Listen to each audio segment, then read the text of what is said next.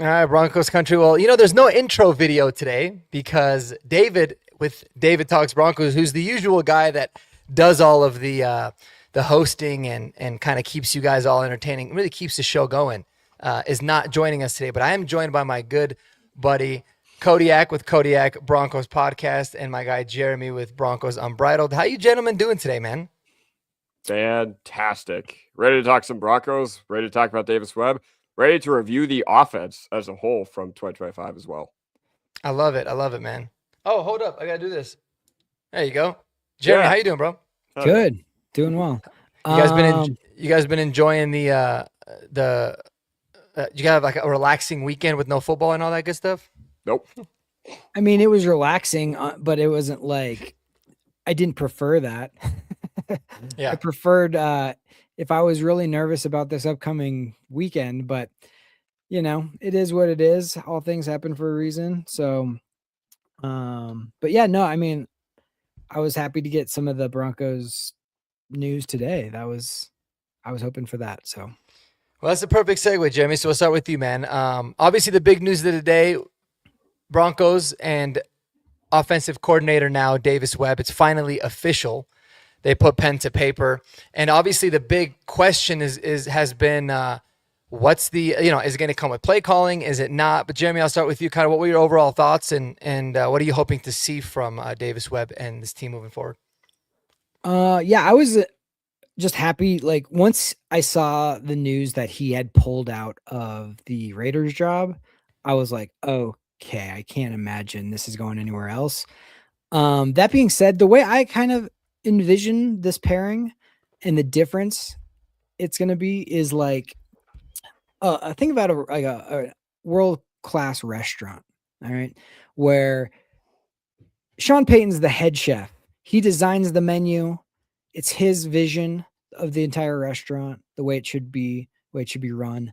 And Davis Webb is now like his sous chef or line cook, however you want to say it. He's the one that makes sure it's prepared properly, it's on time, everything comes out of the kitchen like efficiently and puts everything on the plate together. And the head chef will oversee everything, but he's not the one that needs to have his fingers in every single plate. So that's kind of how I envision it. I think one of the frustrating aspects of Sean being the sole play caller and all that was getting plays in on time. And that was definitely frustrating for Bo Nix. And I think that hopefully Davis Webb will have that a little more streamlined. Yep. Well said, Kodiak. Yeah, I mean, I think, a lot of my frustrations this past year with the offense, and I think a lot of, our failures on the offensive side of the ball can just be simply traced back to the fact that it seems like Sean Payton just had a little too much on his plate. Okay. Jeremy talked about, Sean Payton is the head chef and Davis Webb is going to be the guy and maybe have a big role, substantial role in, putting his fingerprints on the offense. Mark, I know you had talked about, Bieniemy with Kansas City when he was calling third down and red zone plays. So yeah, that's the question on everybody's mind is what exactly is Davis Webb's role going to be? Because let's be honest, Joe Lombardi's role, as far as we know, was probably not that substantial. And I imagine Davis Webb is going to have a much bigger role in this offense. And yeah, I'm just excited for him, excited for the opportunity. He obviously lives here. He probably loves it here. We know he really likes working with Bo. First guy, usually the second guy to greet Bo as he's walking off the field after Sean Payton as well. Their heads are buried in that tablet. So yeah, I'm just excited. I'm excited to see what this offense looks like. And yeah, what about you, Mark? Yeah, man. No, I mean, I love it. Obviously, I feel like we expected it, but it's nice to see they finally put pen and paper, which is always a good thing. And I think with me, it's going to be interesting to see how they kind of go about managing all this. But I'll say this, man. I don't know about you guys, but I watch every single presser, every single one, all the Wednesday ones, all the Thursday ones, Friday, all the players. Except I would never watch Joe Lombardi because I could genuinely care less about what the hell he has to say. Very boring guy too. But pressers are going to be Thursdays are going to be really, really fun to listen to Davis Webb talk, man. I feel like, I don't even know if I've heard him speak before, but I feel like he's going to be a really entertaining person to listen to. So that's a big positive. But No, I think this is huge. And I was listening to Cecil and Mace earlier. I was watching it like just before this. I wanted to get you guys' take on it, but they made an interesting comparison. They said that Davis Webb, this kind of, and Bo Nix, this kind of feels similar to like the Elway Shanahan thing, right? You know, Shanahan was the OC. Then he left for a few years. You know, Davis might not necessarily need to leave. And then he came back. I just thought that was interesting. I was that could be something that maybe they end up, tied at the hip. But yeah, I thought that was pretty funny. So I don't know if you guys have anything to add with that. But I thought that was, history always repeats itself here in Denver. So you never know, that could happen. Yeah, I'm glad you brought that up because I was like thinking while I watched the exact same thing you did, and I was like, I actually think it's similar to a different combination. I think it's more similar to Shanahan and Gary Kubiak, Sean Payton being the Shanahan role and Davis Webb being the Kubiak role, and Elway and Bo being similar, because you almost need like the guy to like translate everything and maybe get everything smoothed out. And maybe the guy who Kubiak would be like the guy who's actually calling the plays in, being calm in the headset, saying, hey, let's look for this, look that, where Shanahan is the one who has to oversee everything. So I look at it more like that. I think they have more similar personalities. I don't see Davis Webb's personality to be like Mike Shanahan. I think it is more like Gary Kubiak. It's just a little more calming for everybody. So that was when I was listening to that same thing, I was like, actually, yeah, it's Kubiak. I think it's more like Kubiak.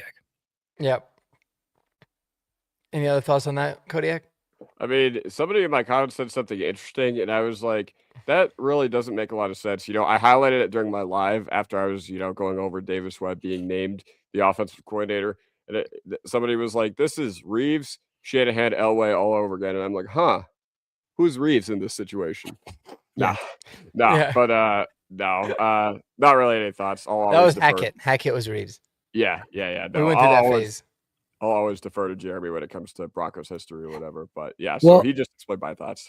Yeah, well, Elway didn't love playing with Reeves because they were very opposite-minded. Elway wanted the control to do more things. He's seen Dan Marino throw for 5,000 yards in his second year.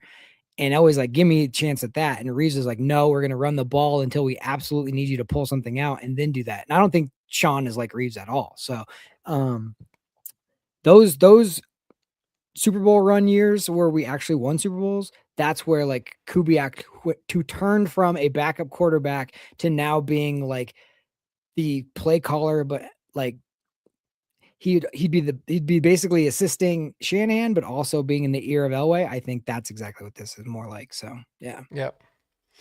Now I'm excited, man, and kudos to Jeremy. I think you coined this phrase. We're gonna start using it, man. But WebMD, come fix this offense is what Davis Webb is gonna be. I love that. I thought that was awesome. We're going to be using WebMD, even though usually WebMD is what people use to kind of self-diagnose themselves, where they just like have a minor headache and all of a sudden they have brain cancer. But I'm really excited, man, just to see the differences, if any, in the offense. Right? I don't know if he ultimately calls plays or not, or like we talked about, does a little bit of a mix, but it's going to be awesome. But so good news there. We'll see how the rest of this coaching staff fills out, who the secondary coach will be. I'm sure they'll add a few more on offense as well. Wide receivers coach and a couple assistants. You guys want to get into your 2025 offensive ranks overall? Is that what you want before we get into Giddy Up and Sure. Hold Your Horses? Yeah, absolutely. But one more thing to note, Logan Kilgore. How about that? Being named the quarterback coach, Yeah. I'm not too familiar with him, but for those of you who are, I think he's more of like a college football presence or like a guy who was like in the CFL or whatever. But any thoughts on him? All I know is if Sean Payton is tapping a 20-something-year-old to come in and be like a QB coach, that I'm excited about that, because I don't think Sean Payton is very similar to Shanahan, where it's like he wants those young, hungry, smart, bright guys that end up down the line being the tree is insane, the LaFleurs and the Kyle Shanahans and the McDaniels and all those people. So I'm the same with you. I didn't know much about him, but then once I learned about him, I was like, oh, there's got to be something to this kid. There's no way that Sean would do that. So, and maybe he's tapping. I mean, let's be honest. If we end up a year from now being in the same position or in the Super Bowl, like, do you honestly think Davis Webb is going to be long for the Denver Broncos? I doubt it. Like, that's what the NFL is looking for, is young, up and coming, offensive minded coaches. So I just don't, I mean, to be grooming the next one is probably pretty smart. Yeah. Yeah. Well, it's interesting with Kilgore too. I mean, I saw that he actually played. He was on the practice squad for a season with Sean Payton and the Saints. Coming out of college, he was undrafted. He played at Middle Tennessee State, and then so I guess I don't know if Sean just saw something in him, and then he ends up going and playing, for the Canadian Football League, the Toronto Argonauts and the Edmonton Eskimos. Oh, and you can add the Hamilton Tiger Cats to that in case you guys, for any of you fans. And then he got into coaching. He's taken a really weird path because he's 35, so he's a little bit older than Davis Webb is. I mean, a little bit older than me, but he was a quarterbacks coach at Bakersfield and then Arkansas State. And then he was a high school coach. And then all of a sudden he was the Broncos offensive quality control coach. So that's a pretty big leap. So it'll be interesting. But man, I don't know why I feel like that name. I know I've seen his name on like the quality control roster, but I could have sworn like I've heard that name before way more often. So I don't know if I'm confusing it with another Kilgore or something. Maybe you guys can help me out in the chat. I'm not sure, but it'll be good. It'll be good to see what it is that he can do with us as well. So I dig it. Yeah, and you had already mentioned that there's been a lot of talk about Davis Webb potentially being groomed to be the next successor, and I think we should probably put that to bed.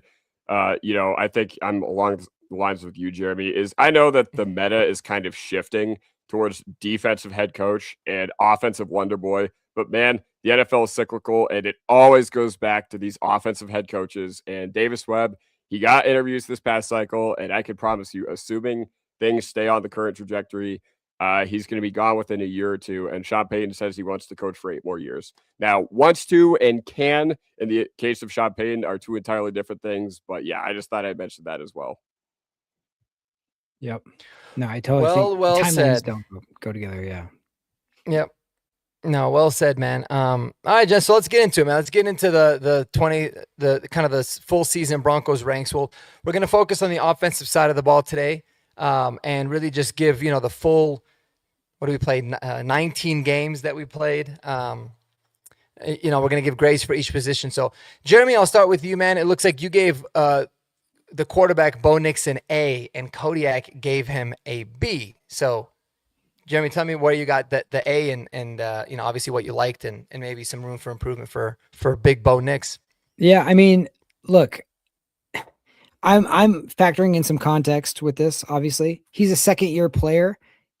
Nobody has won more games in 2 years than Bo Nix. And if you're telling me like Bo Nix, I mean, if winning's the most important thing, that it starts right there, right? Second of all, for a second-year quarterback to be able to do what he's done, and I think he showed a lot of his superpower is his clutchness. I mean, he's got everything. He can beat you with his arm, he can beat you with his legs, and he can also beat you with his mind. And I think people kind of handicap him a little bit by saying, oh, well, you have Sean Payton. Oh, you have this and that and the other. Well, no other did somebody stalkerize more from not playing than Bo Nix did after seeing the difference between him and his backup. I don't think anybody can fairly say like we wouldn't be in the Super Bowl if Bo Nix played in that football game. So if you're saying that Bo Nix was going to get Denver Broncos to a Super Bowl when you picked him 12th is crazy. So if you asked me before the season, this is where we're going to be with Bo Nix, that's an A for me, And I do think like the other thing that his X factor is he mitigates so many little issues with the offensive line that totally goes unheralded. I think people assume that, oh, he's got this amazing offensive line that can never do wrong. And he's just sitting back there all day. It's like, obviously not. That is not what he's doing. He gets us out of a lot of jams. And yeah, I know people can be frustrated with like some of the middle of the game. The quarters aren't perfect and all that kind of thing. But like, again, for a second-year player, I don't know how you ask too much more from a guy like that. Well said, Kodiak. Why'd you give it a B? Yeah, man. So this is basically like I'm attacking it like my school used to do semesters, but we'd have quarters. Okay. You'd have your first and second quarter grades, and then your average would be your semester grade. Honestly, if I'm just divvying this up between first half, second half of the year, first half I'd probably give him a C, and the second half I'd give him a resounding A. Here's why I would give him a C for the first half of the year. First of all, the run game was working, but it felt like anytime he actually dropped back, there were very few times that I actually had confidence that he would make a play. Now, we did have good games in the first half of the year, like Cincinnati, like Dallas, and that was all fine and dandy, but there were a lot of struggles. And I think, in the first part of the year before the Chiefs game, while we still had healthy Dobbins, I think Bo was primarily the responsibility for our struggles. A lot of people wanted to blame Sean Payton, and I didn't think Payton did a whole lot to help him out with that. I don't think the receivers were doing a whole lot to help him out with that either. But when it came down to it, you look at just the stats. Like I remember I was showering before the show. I remember looking at the like on target throw percentage from the first half of the year, and up until the Raiders game, like pretty much anything 10 to 19 yards had a 50% chance of being off target or being dead on arrival, which just isn't good at all. That being said, the reason I gave him an A for the second half of the year is because this defense was not what it once was down the stretch. And you didn't have J.K. Dobbins, and the identity of this Broncos team in the second half of the year was Bo Nix carrying the load. And anytime, I can't stress this enough. Okay, anytime, well, after the Chargers game week 3, anytime Bo Nix had the ball in his hands to win the game, he did. And that should mean a whole heck of a lot. He won us the game against the Buffalo Bills. He won us the game against the Philadelphia Eagles, came back on the road, handed the defending Super Bowl champs their loss. So all that is fantastic. And you know what? We for sure have our franchise quarterback. A lot of people, I saw a lot of Patriots fans on Twitter saying, the Broncos have an Eagles offensive line. And I'm just like, before the game, and I'm just like, all right, cool. Yeah, that Eagles O line, where your all pro is literally giving up 7 pressures in the biggest game of his career. So, yeah, once again, everything that he did this year, in the second half of the year in particular, was fantastic. But I think it's fair, my grade is composite. It's fair to ask, why were we in so many situations where we had to have him bail us out? And once again, he was part of that problem, but you know what? He always did. That's why I kind of chalk it up to a B. I was expecting things operationally to look a lot cleaner than they were, just based on how the 2024 offense, they hit explosives, they scored at will. And we added things that we thought could help us be more efficient on early downs, but we weren't. That being said, once again, anytime the ball was in his hands, he won us the game. Well said, gents. I kind of split the difference between you guys without really knowing your grades. I'm with respect my coach here. I gave him a B plus, and for very similar reasons. I kind of looked at it like, am I comparing him to quarterbacks around the league? What's the measuring stick here? And that's kind of what I looked at. I think he's an upper tier quarterback that obviously has a very high ceiling and still a lot of room for growth. I thought the early season struggles were a little bit frustrating, with the footwork and all of that. The weirdest thing, man, this Broncos season as a whole was just weird. Everything about it was really strange at times, but nothing was more weird than like J.K. Dobbins goes down, and he was like the MVP of the offense for the first half of the year. And all of a sudden, Bo Nix just flips the switch and turns it up. And it's like, man, that would have been just crazy to think, like, how the hell the offense would have looked if Bo Nix was playing like this and we had J.K. Dobbins. That was really strange. But again, I mean, you can't deny the fact that he just got the it factor, man. And just like you had said, every single opportunity that he's gotten to come back and had to lead the team, he has, which can also be very concerning. And I think it needs to be cleaned up a lot more next year, because you don't want to find yourself in situations where you have 8, 9 fourth quarter comebacks in a game, in a season, because you're not going to win all of them like you did this year too. So, but I love it. I think we're all in agreement that Bo Nix is the star. He is running the ship moving forward. And really, ultimately, that's all that matters. All right, let's go on to the running backs. There was a little bit of a discrepancy between the two of y'all. Jeremy, you had it as a B-, and Kodiak had it as a C+. I'll start with Kodiak. Kodiak, Yeah, what's your what's the reason that you gave it a C+ on the running backs? So obviously, once again, I'm kind of just grading this as a composite thing. I'm grading this as if I'm, talking about the first half of the year and the second half of the year. First half of the year, I give JK like an A, because he was our offense. But second half of the year, man, terrible, just absolutely terrible. And I think they were part of the reason why we didn't have any run game. RJ Harvey, I thought he was good as a playmaker. I thought he was good in the red zone.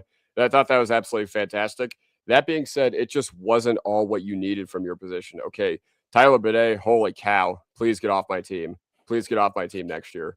Jaleel McLaughlin, once again, that's three straight years where he's just had his chance to establish himself as, a guy in our backfield. And he's just, he had a handful of nice games early on in his rookie year in 2023. But after that, not much. And then, Harvey, once again, good runner, good playmaker. But I think down, we just need a little bit more consistency from him if we're really going to take that leap next year. And I don't fault the running backs I don't fault the offensive line for the run game tanking, considering what it looked like when Dobbins was running behind these same 5 guys. So I do put a majority of the blame on the running backs. But once again, you can't discount Dobbins at the beginning of the year. You can't discount Harvey in the red zone, Harvey on as a receiver. But even Harvey as a receiver, he had 9 drops. So it was a very frustrating year. It was a very frustrating year from the running back position. All right, Jeremy, tell us why you're a little more optimistic. I'll tell you this, man. For me, the difference between a C+ in school and a B- was massive. I was always the average student. I was fine with a C+, but if I got a B-, I was pumped. So even though it's not that big of a difference technically, it sounds like it is. So tell us why you graded the running backs at a B-. Yeah, it's razor thin, but feels totally different, right? And of C+. Yeah. I'm gonna go B- just because J.K. Dobbins just saved his grade for me. Like, he was so much better than any of us thought he was going to be. Like, if you're going to have your MVP of the offense, like you guys said, for the first 10 weeks, be the running back, like, that's an A, maybe plus of like what we expected out of him. Now, the second half without him was horrible, right? The run game itself was bad. It didn't get nearly amount. Now, as much as we'll get into the offensive line and my grade for them later, it's still a good offensive line. So, like, if you have a good offensive line, you should be able to do more than you did, especially when J.K. Dobbins had the exact same offensive line and was doing a lot more. So that's the negative part. That's the A, and like the high A and like maybe a D. But I think what saves this is RJ Harvey's nose for the end zone. I mean, we would have been lost without that. Honestly, the thing that tipped the tide for me between a C+ and a B- was in overtime in that Bills game when Bo Nix checks it down to RJ Harvey and he shakes the defender who doesn't even get a finger on him, runs through 2 tackles, and then powers his way for 20 yards more than he should have gotten. And it set us up to win a playoff game for the first time in 10 years. Like, that's a max effort play that not getting from your wide receivers, and you got it from your running back. So for that kind of play alone, I gave him the benefit of the doubt and gave him a B-. I love it, man. Yeah, I think RJ Harvey took way too much hate this year, dude. I thought he looked really good, and I felt like a lot of the lack of efficiency, like running the football, was simply because Sean Payton just did not want to commit to the run game, which was very frustrating. But I mean, I guess in some situations, understandable. I'm actually the lowest on this of all of you guys. I gave it a C-, and it wasn't a D+ because of my guy Adam Prentice. No, I'm just kidding. But I think for me, like, I look at it as an entire room, right? J.K. Dobbins was really good. Do I think he was A+ back? No, but I thought he was very, very solid. He was veteran. There was clearly a difference that he brought to the room, just from a vision standpoint, and how he would be patient, hit the holes, and then obviously the injury history, or the injury sucks. The injury history was another thing too, but just the fact that he got injured was unfortunate. But then after that, man, like, I look at it, aside from RJ Harvey, who I really felt like is a playmaker, it was a bunch of nothing, just complete scrubs, and Jaleel and Bidet, like 2 guys that you could replace with basically anybody. Like, I felt like if we replaced Bidet for Deuce Vaughn and then we signed that Cody Schrader guy and we replaced him with Jaleel, it'd have been the exact same thing. It may be better because I don't know if it would have gotten worse. So it was just a whole bunch of nothing. They didn't really give too much. People, they forget that RJ play that you had referenced, Jeremy, and they also tend to forget that Jaleel had a terrible red zone fumble in that game that was called back because it was a defensive offsides, which we knew it was. But yeah, I mean, it was like not only did he not take advantage of any opportunities, but he, basically shit the bed and got lucky because of the defender jumping off. So it's like I look at it like you got two guys that are in the B range, one in the lower B range, one maybe a B plus, and then the other two are in the F category. So I just said let's split the difference and go with the C minus. So that's kind of where I'm at. I think one of the areas that we certainly need to upgrade this off season. All right, go ahead. I just want to point out it was very good overall for pass protection, which we kind of didn't mention. So I did bump that up as well. Yeah, because for the most part, the pass protection was actually better than I expected it to be. Yeah, surprisingly good. Especially RJ was pretty damn good. Like he took some steps up, and Bidet was out there and Prentice pancakes a couple guys. So that I will say that was definitely a big improvement from the year before, where it's like if we didn't have Javonte, Bo Nix was getting killed. So, all right, let's get into the wide receivers. Jeremy, we'll start with you on the wide receivers. You had it as a C plus. So you rated our running backs higher than the wide receivers. That's interesting there. Walk us through your mindset there. Okay.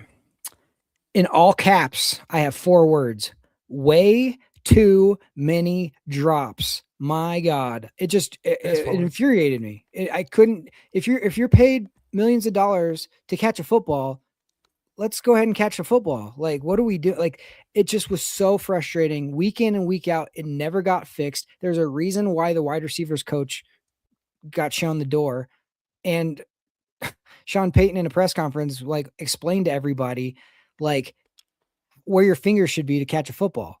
Like, we should probably, if we lose that Bills game, the 2 plays that you're going to go back and look at is Lil Jordan Humphrey dropping the most perfect touchdown throw I've ever seen, and Cortland Sutton dropping 2 on the first drive in overtime. Like, we just can't have it. So that was the main thing that dropped grades a lot. And here's the other thing. We had a lot of yak this year because we ran a lot of screens, but like organic yak is what I like look for in like a wide receiver. And that didn't exist. I think Pat Bryant is like really the only one who has the ability for that. But like, my goodness gracious, Cortland Sutton, it can't wait to go down after he catches a football. Like, he's looking for his first opportunity to fall down. And Troy's not the biggest guy in the world, and Marvin's not the biggest guy in the world. Marvin might, if you can catch him running, he's going to get some yak. But like, actually, I kind of envision like the Brandon Marshall years where he's doing a spin move and pushing a guy off and stiff arming him and there's none of that. There's no playmaking. So that drops the grade a lot for me as well. I just feel like that was the one thing in the Bo grade that I factored in as well, is just the drops. Like, how much better would Bo and his numbers would have looked if their drops weren't there? It just was so massive to me. I had not seen a season like that before. So that was the biggest one for me. Well said. You guys I'm really happy that you brought up the yak thing. We'll talk about it after Kodiak talks about him, but you guys are I think you'd be pretty surprised with who the leader of the team in yards after the catch is. But Kodiak, go ahead. I mean, it's probably Sutton just based on pure volume, but we'll see. I don't know. You'll save it for your segment. Either way, I gave them a B minus. The reason I gave them a B minus was because, there were a lot of really, you're kind of like splitting hairs here. You're kind of like splitting hairs, like B minus, C plus, or whatever. And all right, so I'm thinking about what we expected from this receiver room. Sutton, to me, performed as expected. Like, he got over 1,000 yards again. But my biggest issue with him was when we needed him the most, he just didn't come through. Okay, we needed him against the Chiefs to secure the 1 seed, had 2 really bad drops in that game. I think he had 1 catch against the Chargers the week after. Against the Buffalo Bills, man, 2 drops in overtime. And once again, Jeremy said probably would have, looked at that had you lost. And then against the Patriots, bad drop, and that could have put you in field goal range. And, I know it wasn't Lutz's best day, but who knows if you can actually get to field goal range there. But just talking about the other guys, Mims, 3 straight years of just being underutilized. Like, after the Bills game, there's just no more excuses anymore. There just aren't. And once again, it's hard for me to, hold anything against him, the lack of production, especially because we traded up to get him. But once again, I think that I was kind of hard on Marvin Mims this year, and I realized that it's not him. It's not him. But Pat Bryant and Troy Franklin, these are two dudes I was really happy with. I was really happy with the progression of Troy Franklin this year. I think, you saw the first preseason game against the 49ers, and you were just like, ooh, that's a little different. And they got up for Bo's best games, this whole receiving room, Bo's best games. I'm trying to think. Cincinnati, Dallas, Green Bay, and Buffalo. I think those guys really got up for that game, even though we didn't have what's it called? Bryant for Buffalo or whatever.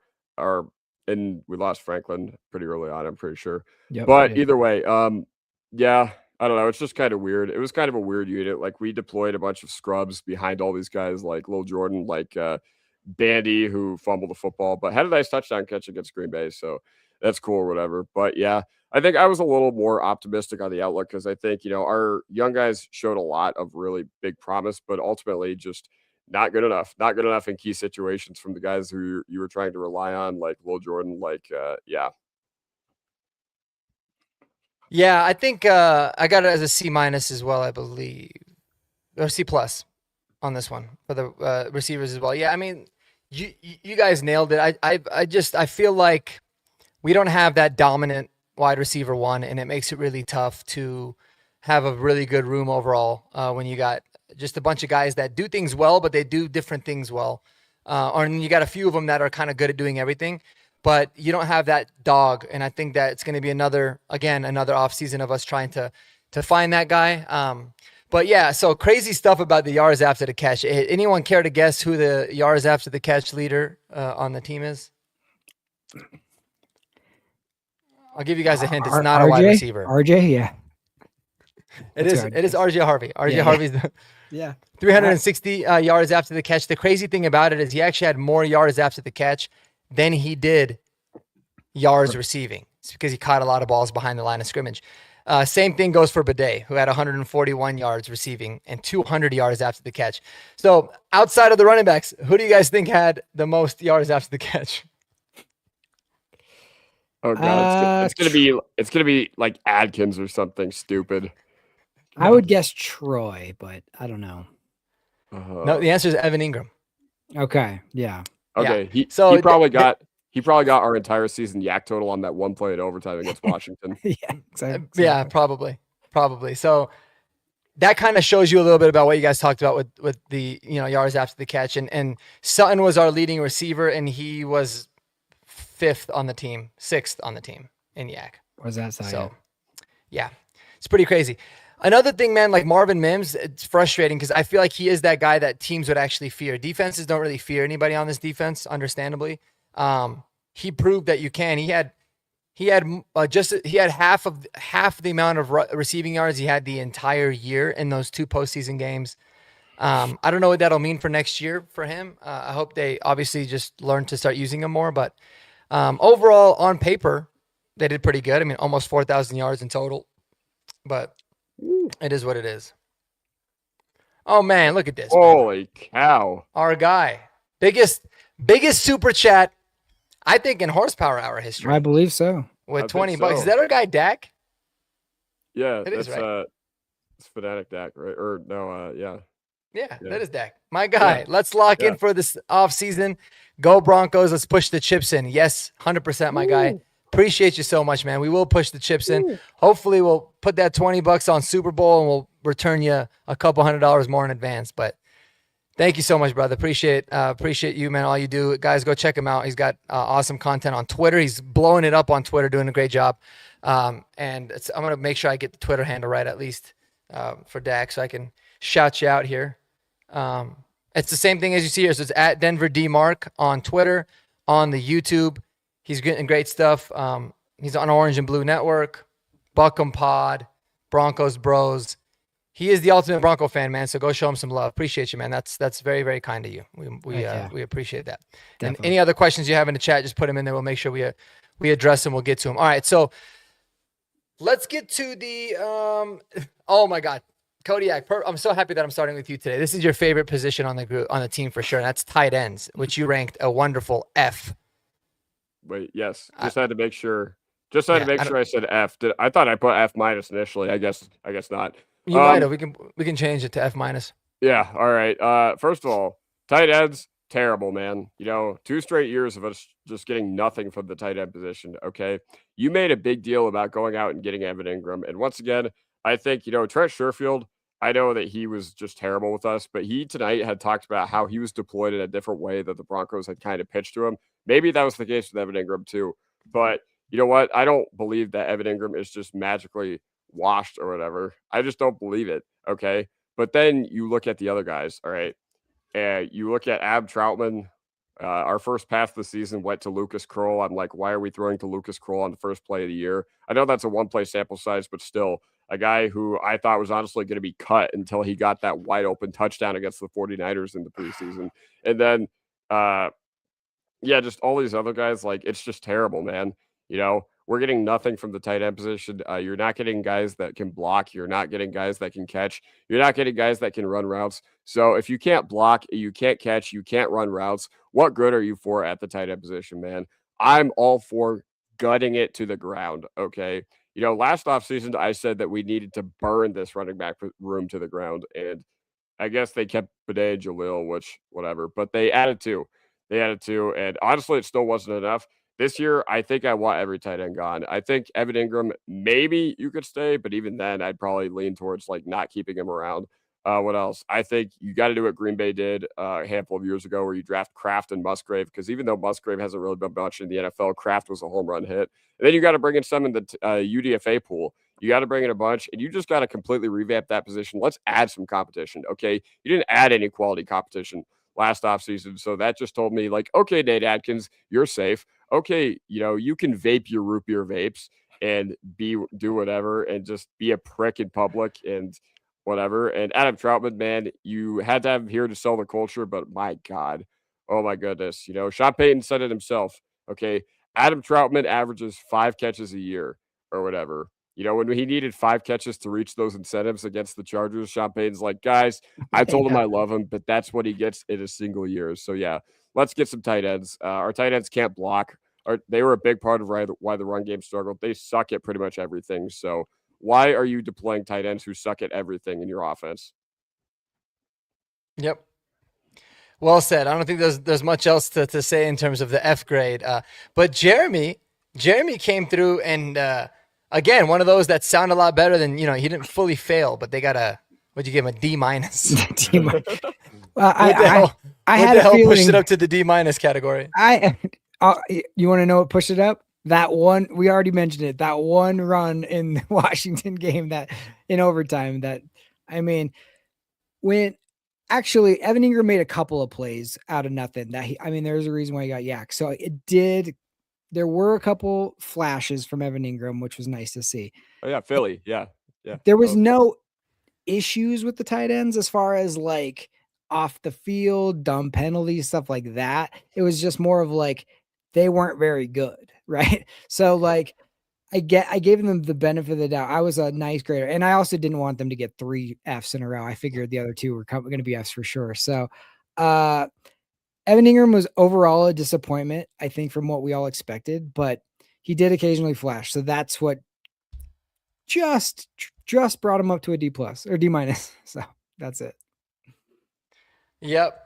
I think I'm just gonna leave it at what Kodiak said. I thought this was an absolute trash tight end room. I feel like the tight ends as a whole need to be revamped from the ground up. I put that in my offseason, my free agency kind of blueprint video of what I really want to see happen. And it was a lot of like getting guys, like, you want blocking tight ends. There's a few that you can go out there and actually sign that are actually good at blocking. And then, Kate Otten, I know Andy had talked about it in the chat. I'm all for bringing somebody like Kate Otten that can stretch the field a little bit, and also addressing it in the draft as well with some of these mid-round picks of some guys that I like. And Kenyon Sadiq, I don't think he'll be there at 30, but we can have that conversation separately as well. So the tight end room has been abysmal in every way, and I think it's an F for me strictly because you got guys that are supposed to do something well. Like, the bare minimum is that you can block, and they can't even do that well. So that was certainly frustrating. All right, the final group we have is A minus. There's a little bit more continuity here. We got Jeremy gave him a B. So talk us through why you give him a B and not an A. Overrated, I would say. I just felt like PFF, like, oh my gosh, they've never seen a better offensive line apparently than our offensive line. And I think it's because they don't want to give Bo credit personally. But they think that our offensive line was unbeatable, but that was just not the case. Okay, if you break it down, Garrett Bowles, legit great. This was a great season from Garrett Bowles. He was fantastic. He deserves credit. Miners, I felt regressed this season. I don't know if his powers was in his dreadlocks or what, but like Samson, but I felt like he took a little bit of a step back, which was unfortunate. Powers, same deal. I felt he didn't have a great year, and then the injury. McGlinchey was solid, but definitely up and down. There were some times if there was like somebody screaming around the corner and Bo had to get out of there quick, it was probably coming from McGlinchey's side. Wattenberg was also up and down, dealt with injury. I will say Palcho was a great, good in relief, and Forsyth did a good job in relief as well. But not enough in the run game. Like if you have this A graded offensive line, people should still be able to run the ball. But Bidet, Jaleel, and RJ Harvey couldn't do it. Like that tells me that offensive line's not as good as the grades tend to say they are. And like I said, with the Bo Nix grade, he covered up a lot of sins with them. This is basically the same offensive line for the most part that the quarterback before Bo will go unnameless, but like he had so many sacks that season and Bo has like no sacks, and they just equate it to the offensive line a lot of time. And it's like, no, it's the same.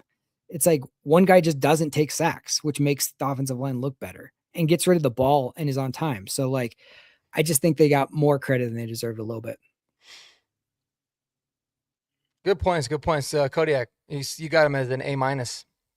Yeah, no, I definitely agree with a lot of your points, but my grade I just felt like a lot of the games this year they did hold up and they did play very well. And overall, I did feel like this was a pretty good unit. In the first however many weeks of the year, we were a top 5 rushing attack, and the fact that it was mostly unchanged tells me that it was more the guys behind J.K. Dobbins who couldn't get it done rather than our offensive line who just couldn't get it done.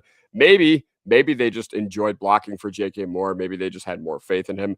I'm not entirely sure. But one thing I do really want to applaud our offensive line for is I felt like they got up for a lot of our biggest games this year. I thought they played pretty well against KC in the first one. I thought they played very well against Green Bay. I thought they were up for the challenge against Micah Parsons, even though he had that, forced fumble on RJ. But yeah, no, you mentioned that there were some issues. Quinn Miners, I don't care if Quinn Miners had the best right guard season of all time. Against the Patriots, you can't have a performance like that. Unacceptable, inexcusable from your all pro guard. Okay. Garrett Bowles, fantastic. I thought Wattenberg, was up and down early on, but I felt like back half of the year, he really put it in. And a reason why I think I really was, I wouldn't say generous with my grade, but the way I graded them the way they did was because whenever you had to have somebody step in, they barely missed a beat. And honestly, you did see Forsyth's, you know, what do you call it? Forsyth's, how do you put this? Weaknesses a little bit more in week 18 against the Chargers, but man, against the Chiefs, against Chris Jones, I thought he was more than up for the task. I thought against the Buffalo Bills, they were also more than up for the task. But yeah, no, I think Bo Nix did cover a lot of holes on this team because when we were in pure dropback situations, man, they were able to get after him. Washington, I feel like that was one where I was just like, dang, where's all this pressure coming from? And overall, yeah, I just think it was a little disappointing at times. Throughout the year, but I still think it was a good unit. I still think they overall had a good season.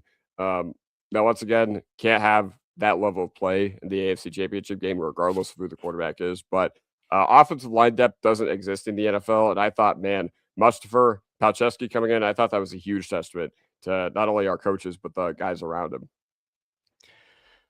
Yeah, no, it's a tough. I mean, this one's always I go back and forth with because I think we have a really good unit overall. I like our O-line a lot, and obviously it's never going to be perfect. I think for me, I gave him a B+. The reason is because I feel like when we went up against teams that had a really dominant O-line or a D-line, for the most part, we played really, really well against them. I don't really look at the Pats game so much as being like a fair grade in a sense. But you got a backup quarterback. The checks are different. Luke Wattenberg is just coming back. He was your center, so there was a little bit of things there. I mean, yeah, they obviously could have played better, and I think Bo would have covered a lot of it up, not just with his legs, but being able to kind of keep the cadence to where it was and all the continuity. But I feel like from a tackle standpoint, I thought McGlinchey played really well this year. I feel like he's gotten better every year he's been here. When we first signed him, he wasn't very good. Last year was a little bit better. This year I thought he was really good. Garrett Bowles, I felt like, is an all-pro.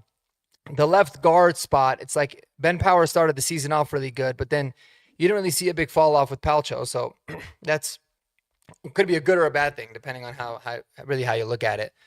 And Quinn Miners, I think overall is a stud. I still think he's one of the best guards in football. And then Luke Wattenberg, you kind of just like have to deal with Luke Wattenberg. I mean, I feel like he's fine. He's an ascending player. He got that big extension. But somebody had said it earlier. They said, I felt like the inside of the interior offensive line was a little bit disappointing. I would say at times it felt that way. And it doesn't mean that we can't get better, but it was mainly in the run game. Like I felt like we're a really good pass protecting unit. Yes, Bo had a lot to do with that as well, but there's also a lot of times earlier in the year where there's a beautiful pocket and Bo would kind of escape from it, or he had like a little bit of happy feet, and then he kind of calmed down, and got a lot better in that regards towards the end of the year. So overall, I mean, I love the offensive line. I think that we could still upgrade at the left guard position, but I think it's definitely a very, very good unit overall, and something that we can continue to lean on moving forward. But wouldn't mind it if it was a place that we addressed in the draft just for future stuff, because the tackles, man, are playing really good right now, but they're also getting up there in age. So I get a little bit worried there. One more thing about Quinn Miners real quick. Mm-hmm. When I saw that Quinn Miners was like buying himself like watches and like wearing suits and stuff, I was like, uh-oh, because I want Quinn Miners to be the guy with his belly out with the dreads going and like hadn't showered in like a week, maybe. You know what I mean? I want him to be that dude who's just like that guy that we saw in the draft video of him like picking up like old like kegs and stuff and carrying them, over a mountain. It's kind of reminds me of like basketball. It's like when like the big centers want to dribble down and, they want to shoot threes or something. You're like, no, dude, be you, be who you are. And so I hope he take like it's all good. Like you're making a lot of money and you deserve all that stuff. But man, like on the football field, be Quinn Miners, be the guy that broke into the league. Yep. Yeah, no, he definitely took a step back. I know he had like a really weird illness for a big part of the year too. And I don't know how that Remember, and I don't know how that like continued to, if it affected him the rest of the year. He didn't really seem like himself at times, for sure, like he usually is. But TW 4313, man, he brings up a good point here with Keelan Rutledge. It was funny. I was hearing a lot about this kid. He's from Georgia Tech, and I don't really know anything about him in terms of like if he's the guy that works out in the tires and like tows the trucks and stuff like Quinn Miners used to do. But this dude is nasty. Like if you want, he looks like a nasty dude. If you want somebody on your O-line that can run block, he looks like a really good second, third round guy. So I'm all for that. I love it. I think he looks really good. And Georgia Tech likes to run the football. So you already know that at least he's going to be good there. So really good pull there. I love it. I love it. All right. So you guys want to get into Jeremy, your segment of sure. Giddy Up or Hold Your Horses? Let's do it. I did 4 questions. So 2 questions for each of you guys. I'll start with Mark here. And for people that don't know the segment, I'm going to say a statement, and the guys are going to either respond with a giddy up, they agree with it, or a hold your horses, they disagree with it. Okay, so just to get that clear. So Mark, this one's for you. There will be a noticeable difference on the defense with the absence of Jim Leonard. Ooh. I'd say hold your horses on that. Just because, obviously it depends on who they bring in, but it's still the same system under Vance. And, it's weird because he was the secondary coach, but we fired our cornerbacks coach, right? So I don't know if there was disconnect there. That was a little bit strange. I don't think you're gonna notice too much of a difference, to be honest with you. I mean, you got a lot of good vets too, some guys that can really continue to learn the system to get better. Communication's only going to get better. So from overall, I mean, if you look at the kind of talent that we have on the secondary, you could make the argument that it was maybe more disappointing than it was not, in a sense of like there was a lot of really annoying penalties. Obviously, we know about Riley Moss, but across the board, there was just some bad penalties, some bad technique. The lack of turnovers was definitely a little bit of a concern. So no, I don't think so. I don't think you're going to see much of a change for the worse with Jim Leonard being out. Okay, I tend to agree, but time will tell. All right, Kodiak. The Sean Payton Bo Nix drama this week was not blown out of proportion at all. Hold your horses. Like, I know me and Marky, we did a live stream where we talked about it, and you know what? We said I think whatever I was thinking, it's like a husband and a wife. It's like a reality TV show where a lot of it just seems, like they're, gripping at each other or whatever. But at the end of the day, head hits the pillow, they're gonna do their business, they're gonna say I love you, and they're gonna move on with their lives. And ultimately that's what's gonna happen. We know how Sean Payton and Bo Nix can both be. These dudes are both ultra competitive.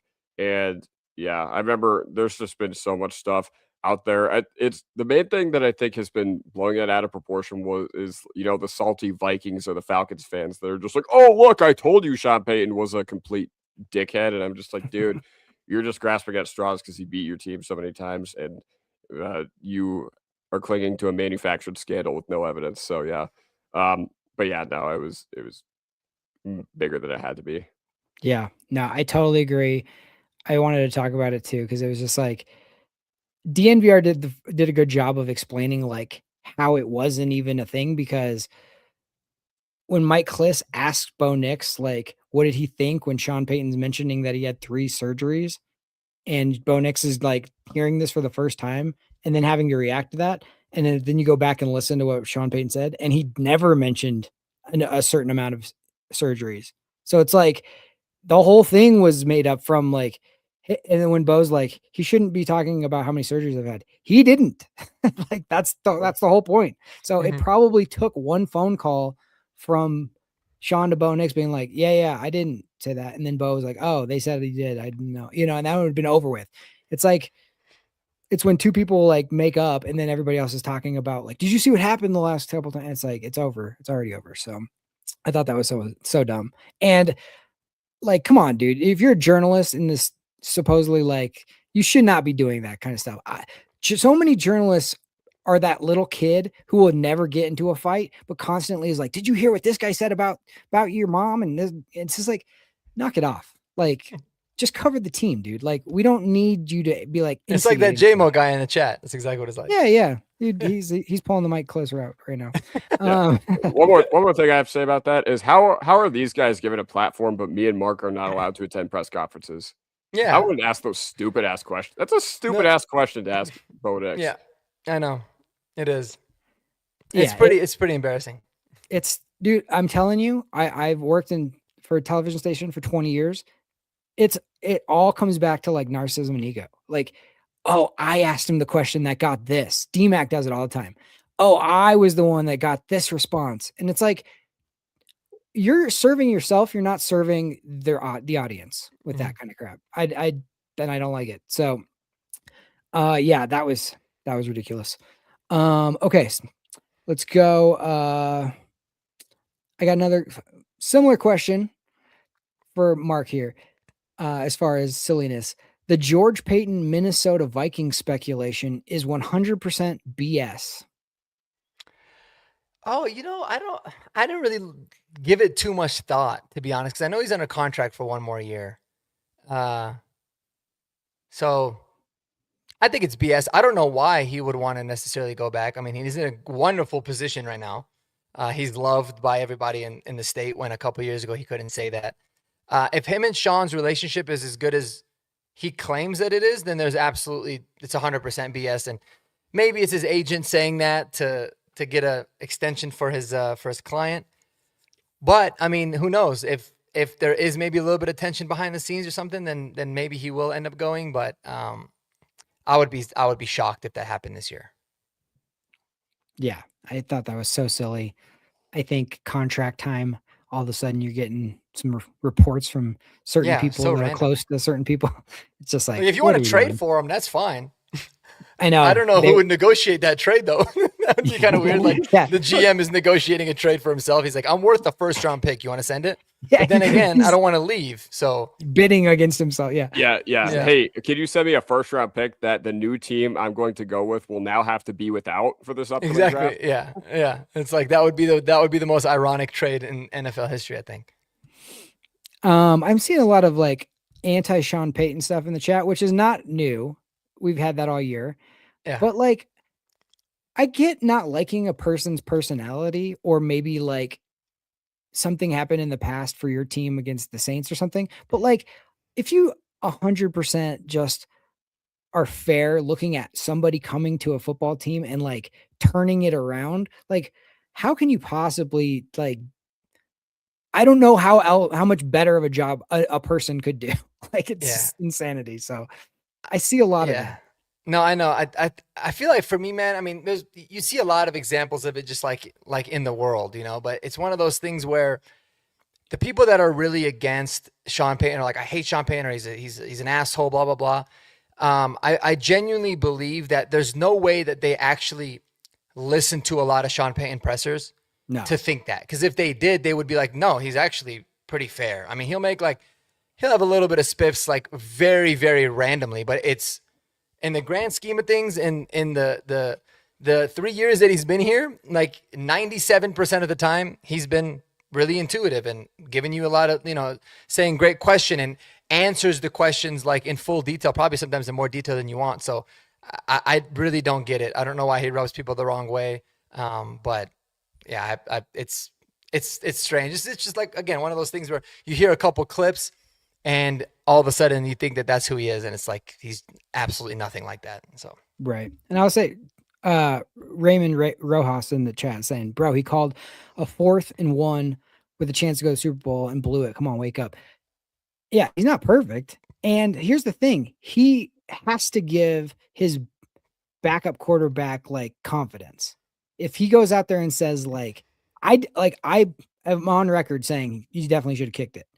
But that being said, like, I understand the thought process. You get that touchdown there, you probably are in the Super Bowl because of that one play. I didn't like the play call, and I didn't like, obviously, but if it goes the other way, there's been so many times where he's gone for it and it worked out, and we were all like, that was genius. So I'll ask you this. How many head coaches in the NFL even had the opportunity to call a 4th and 1 in a conference championship game?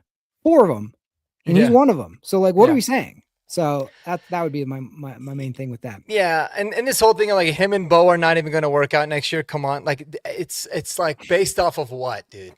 Because all they've done together is get better in the 2 years that he's been there. I mean, they win 10 games, and then they win 14 games, and all Sean Payton did at the beginning of the year, which Bo didn't like, was talking about how great he is and how good this team is and that they could reach a Super Bowl, and he's always his hype man. In fact, his biggest weakness, I would say, as a coach, or his biggest flaw since in the last 2 years, is the fact that he almost likes Bo Nix too much, because he doesn't want to run the ball, because he wants to be able to, like, it seems like he wants to stat pad and do things for Bo. So Bo might get annoyed with some of the things because Sean asks of him to do that, and Bo Nix is the kind of person that'll speak up, which I think is a really good and a very healthy relationship. But to say that they're not going to work out is crazy. Like, their relationship is among the best quarterback and head coach duo in the league, and you don't have to take my word for it. You can just look at the records, right? I mean, just like you had said earlier, Bo Nix, no quarterbacks won as many games in his first 2 seasons as him, and Sean Payton loves the dude. He absolutely loves him a lot, and it's very obvious. And if you can't see that, then I don't, you might not even be Stevie Wonder. You might be Helen Keller, because I don't think you could see or hear anything if that's the case, to be honest with you. So. Yeah, I mean, when you get 2 ultra competitors together, there's going to be bumping of heads and like, no, I saw this. That's always going to happen. But like, there's no doubt in my mind Sean Payton absolutely loves Bo Nix. He has said it to every single person who will listen for the last 2 years. He's saying we should go to the Super Bowl. We had the team to go to the Super Bowl before the season even started and then backed it up.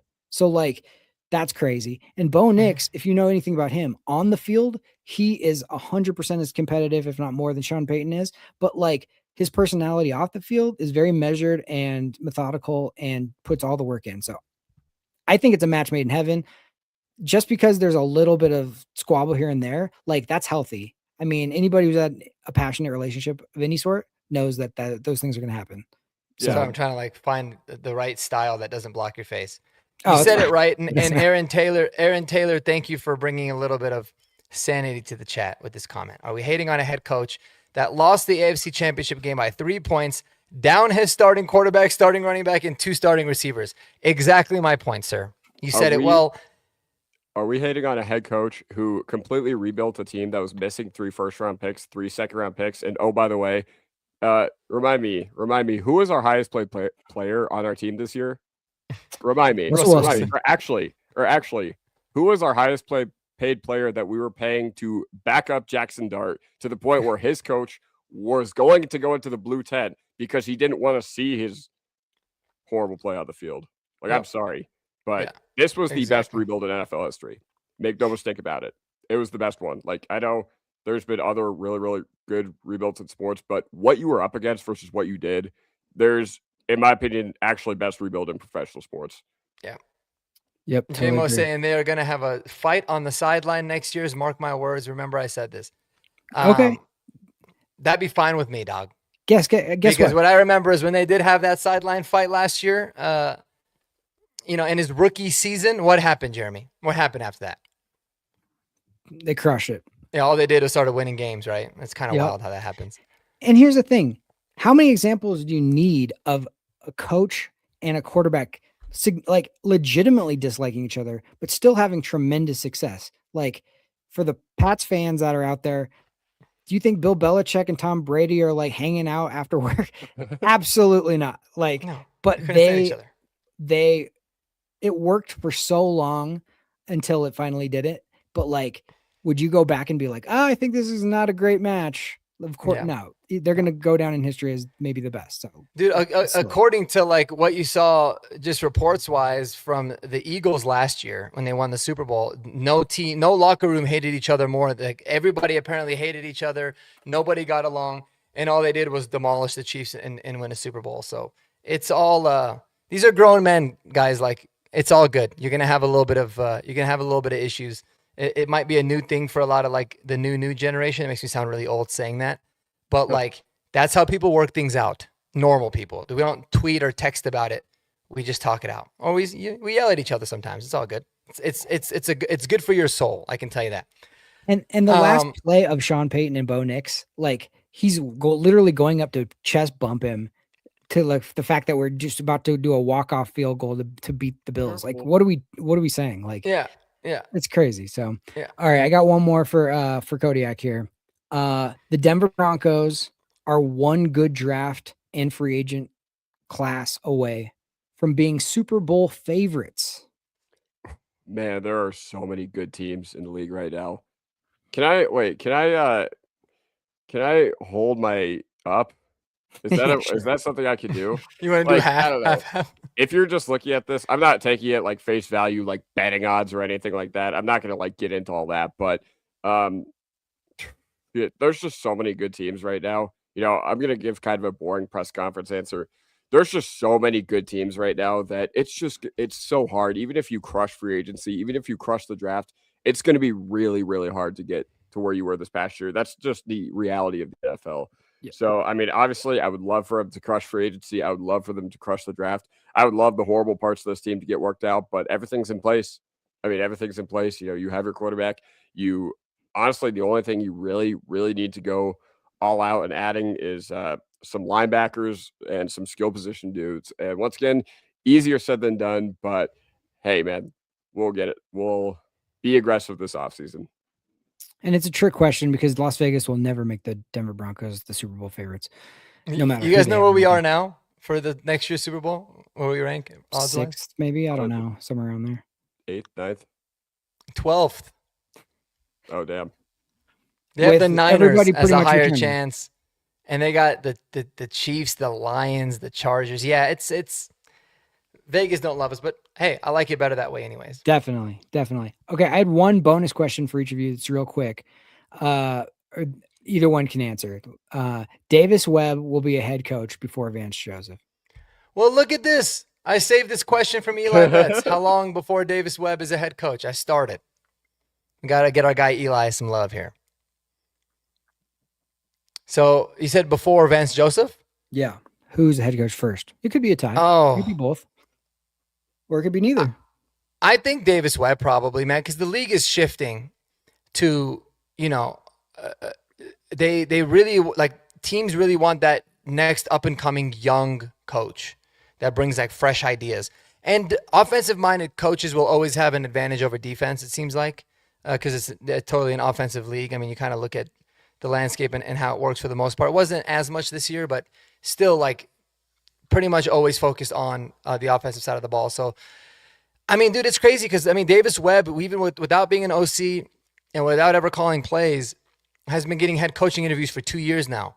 So if he has a lot of success this year, I can almost assure that he will be a head coach next year, where you can't necessarily say that with VJ because not only is he not necessarily wanted as much, I don't think it has to do with that, but the fact that VJ has had head coaching experience, I think helps him in some situations, but it also hurts him in a lot too. So because there's a lot of politics and PR and stuff, and selling the young hot coordinator is always going to be easier sell than a little bit more of a boring hire.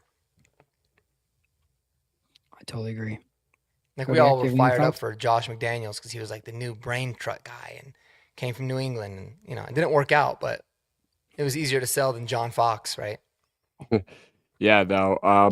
I'm with Mark 100%. Like once again, I think I'd be more surprised if Davis Webb wasn't a head coach for the next year or two. And once again, I can't really say the same about Joseph just because he's a been there, done that guy, and unfortunately, he just didn't have a lot of success as a head coach. Now, whether that's on him or whether that's on somebody else, I don't think teams really care about that. I think they just look at the results and they're just like, all right, this is what you did, and he rebuilt a completely broken unit. So I think on our defensive side of the ball. So I think you got to give him a lot of credit there. But yeah, once again, it's just an offensive league, and this is just what young hot coordinators do. They just get hired away, and the been there, done that defensive coordinator is not necessarily always the most exciting guy.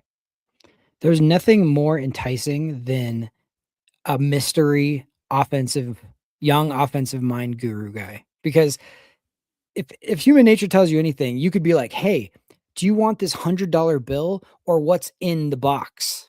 And everyone will always be like, ooh, what's in the box? And it might not be anything. But it's like people feel like they know what Vance Joseph is, what they're going to get with Vance Joseph. And that is a good football coach, obviously knows schemes and all that kind of stuff, but failed the first time, right? So Davis Webb, but here's what people don't factor in enough, I think, is when you're picking that young offensive mind, Sean Payton is the offensive designer and mind and all that. But what makes Sean Payton such a great coach is the fact that he understands how to motivate his players, how to get all the nuances of when do we travel? When do we do this? There's so how do we practice? How do we do all these things? I think Bill Parcells, having him knowing that in the back of his mind is such the reason why he's an incredible coach. If you look at Mike McDaniels or whatever, he is an amazing offensive mind. But why did he fail? Because he probably didn't know how to push the right buttons when and where.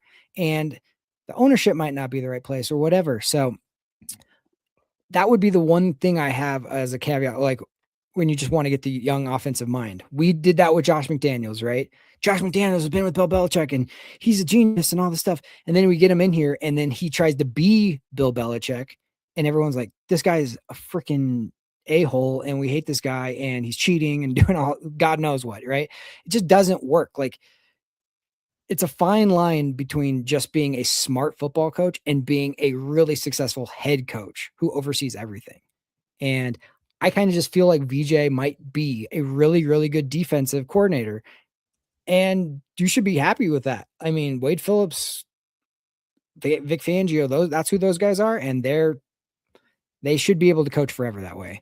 I think sometimes when you promote yourself to the head job because it's more prestigious and it's more this, like if you don't get the exact right situation, you're setting yourself up for failure. And I think Webb was smart enough to be like, I don't know if I want to be go into the Raiders organization right now.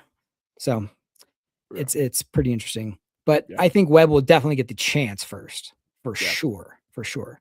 Yeah. Mark, would you do me a favor and highlight this comment by Martin and Zadaluda real quick? The second most recent one. If VJ doesn't get picked up in the next couple of years, do you think he should go to college and make a name for himself there?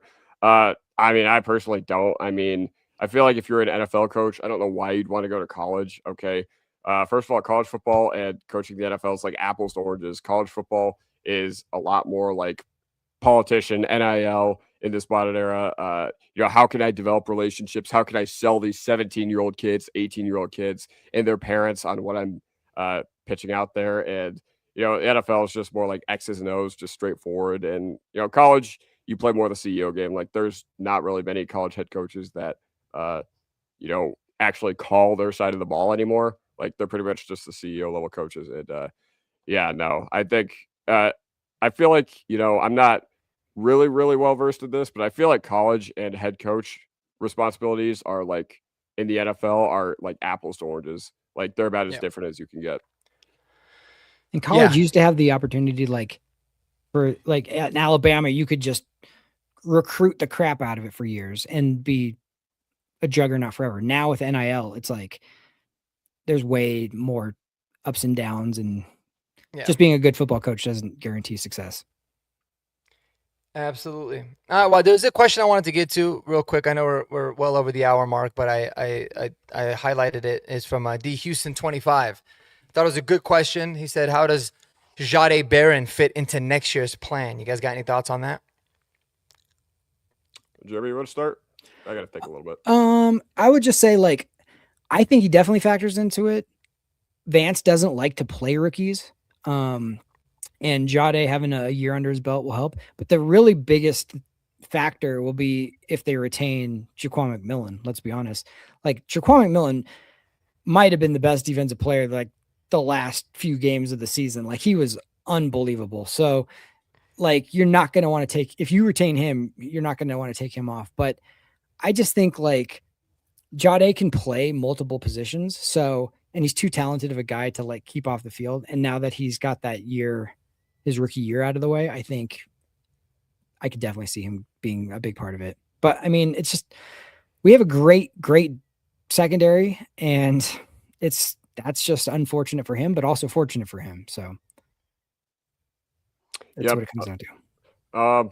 Man, I've been like a metronome on Barron to begin with. I've been like a Rubik's Cube. I've been on all sides of every discussion with Barron ever since we lost the AFC Championship, and we've been heading to the offseason. I've been like, he was a wasted pick. We should have taken a running back. Then I've been like, you know what? He was a smart pick. Teams, they got to keep their cupboards stocked just because you don't want what happened with Levi Wallace to happen again. Man, I don't know. I've just been looking at this from all angles. I think he does have to find his way onto the field. That's just what he has to do. If you spent your first round pick on a depth corner, you're just admitting to yourselves and you're admitting to your fans that you've kind of just failed as a front office, especially because the way you pitched it to your fans was, we couldn't pass on this guy. How could we have passed on this guy? He was so high on our board. And, for better or for worse, I think their vision for him was a little wonky, but it doesn't change the fact that they made a pick. It doesn't change the fact that they did it. And unfortunately, there is going to be a time where you're going to have to take resources from the defensive side of the ball. I think he is going to be on the field next year. I just don't know if it's going to be in Moss's spot. I don't know if it's going to be in Brandon Jones' spot. Yeah. I go on to, so I look at it like this. I think that there's what I think should happen and what I think will ultimately happen. What I would like to see happen, and Darian nailed it, is I think that we need to look at formulating a trade for Riley Moss. I just think it makes a lot of sense. And it might hurt some people's feelings. I know Jeremy loves him. I mean, obviously Kodiak's got his jersey in the background there. Oh yeah. So it's not really so much about like this is a hit on Moss. It's just yes, he's going to be undrafted free agent after this year. I don't think anybody thinks that we're actually realistically going to sign him at that particular point, and his stock is never going to be higher than it is now. So I think you got to look at putting him out on the trade market, getting what you can for him. Third, maybe fourth round pick, I think is very feasible. And then you have the perfect opportunity for Jade Barron to go there, become the starter. You still got Chris Abrams-Drain, who's a really good depth guy. No way in hell you can let Jaquan McMillan go anywhere. So you got to be able to continue retaining him and paying him and taking advantage of the rookie contract. But in addition to that, too, man, like I think that he could potentially raise the ceiling of that room. Like, could we take a step back? Yeah, that's the risk you're always going to take. But one thing about Riley is like he was good, but he wasn't a playmaker. And my example is like I would always rather take the player that would get burnt a few times, but that'll come back and get you in the big moments. Like Jaquan McMillan is the epitome of that. He gets burnt all the time, but man, does he make big plays in big moments. I mean, you talk about the last few years, just the plays he's made. It's crazy. You can't really say the same thing about Riley Moss. So give Jade Barron the opportunity to.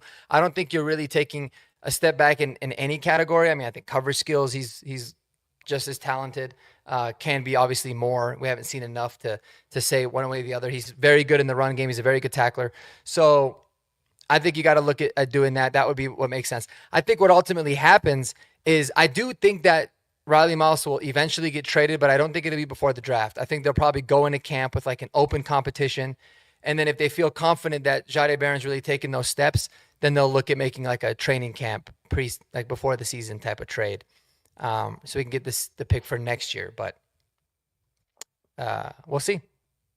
We'll see. Either way, I think that's a good problem for the Broncos to have. But it would be nice to have another mid-round pick in this year's draft, man, because I think that's really where the guts of the draft is. So, yeah, to me, it's like I love Moss, and he's homegrown, and if there's a position group that you want a spoil of riches on, it's probably cornerback, especially if BJ's still going to run the defense and all that kind of stuff. So I would understand it if it happened. I just personally wouldn't want that to happen, but I would understand it. Yeah, it's like JFM. It's like JFM. Like nobody wants him to go, but we all know it's going to happen. Yeah.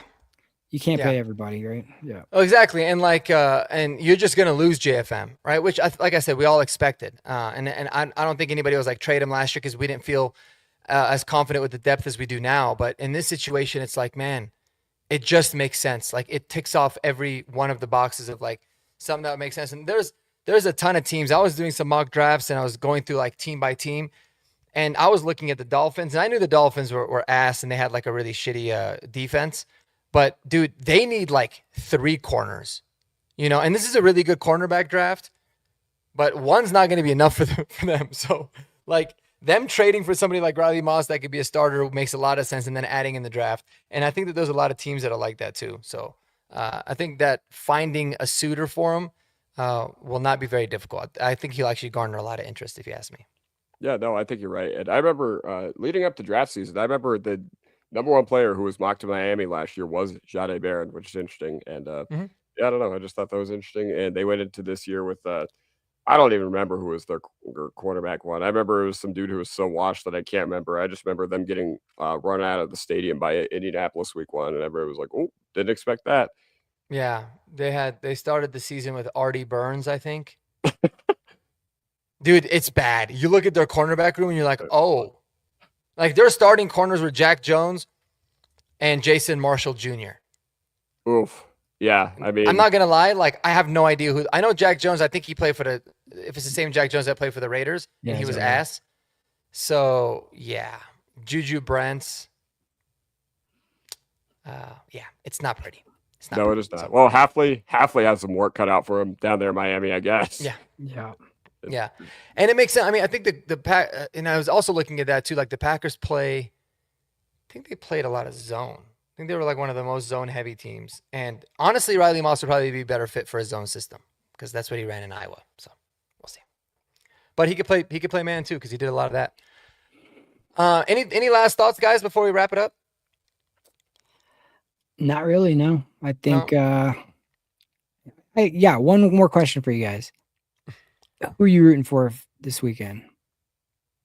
In the Super Bowl? Yeah, because I kind of hate both of these teams. So Yeah, no, I'm As a rooting for the Bronco. game to be over. Yeah. No, but realistically, I'm probably rooting for the Seahawks. I hate New England. I always have. It'd be cool to see Sam Darnold like complete that turnaround. I've always been one that like kind of trashed on Sam Darnold, but I always said like he obviously has the opportunity to change the narrative, and that would be really cool to see. I like his story, and I think it'd be cool to see him win it. Yeah, I guess. Seattle, I guess. You know what I'm rooting for? I'm rooting for 9 p.m. Sunday night so this football season can be over. Oh, yeah. You asked any other thoughts? Yeah, the Avs offense is terrible without Natchez. Those were my other thoughts. Is he out today too? Yeah. Jesus. Yeah. Well, they got 0 points, and I don't even think are they even outscoring the Wings? No. No, it's 1-0. I mean, out shooting them. I mean, No. Detroit no, has 2 they're more not. shots. That's than we do. crazy. Wild stuff. All right, guys. Well, everybody in the chat, we appreciate, man. We had well over 100 in the stream on my channel, which is really good. So I appreciate you guys tuning in. You guys were awesome in the comments. If we didn't get to your questions, we're sorry. But make sure you follow my buddies on all the socials. Kodiak Broncos podcast is Kodiak Broncos on YouTube or Kodiak Broncos podcast on YouTube? I mean, either way, you look up Kodiak Broncos. I'm sure you'll find me somehow. It's like Kodiak cakes. Follow them on Twitter, on TikTok. If you'd like to watch people play Madden, you got a Madden channel too, right?